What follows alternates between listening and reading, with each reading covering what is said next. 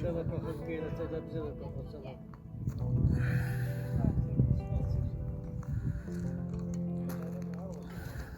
Bəylərəmin oğlu ədalətli. Şəhid, Xocalı şəhid. Çıxan günü şəhid olubdu.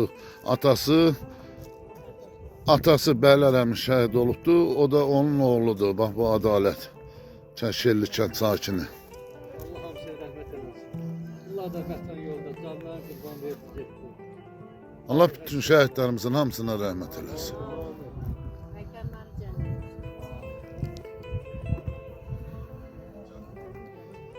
Yasemin sonra intiqam.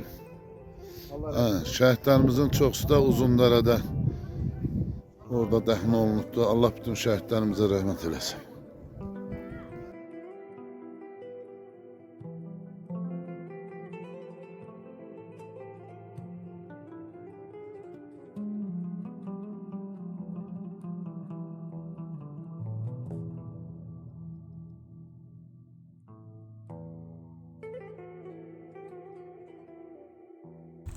Bizim kəndin şəhidləridir. Allah hamısına rəhmət eləsin. Bu mənim atamdır. Allah dünyasını o dünyasını versin, məkanın cənnət eləsin. Burada şəhidlərimiz də hamısı bizim. Qəhrəman kəndin qəhrəman şəhidləri. Allah hamınıza rəhmət eləsin.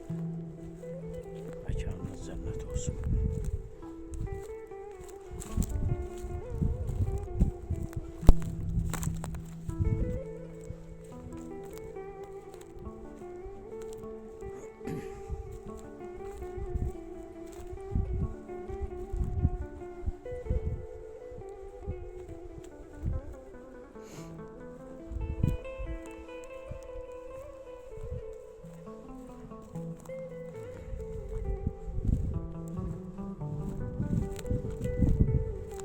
Bir kəndin nə qədər şəhid ola bilər ki?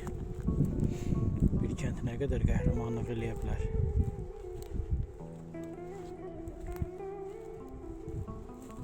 Hamısı kəndimizin igid oğlanları, cəsur oğlanları.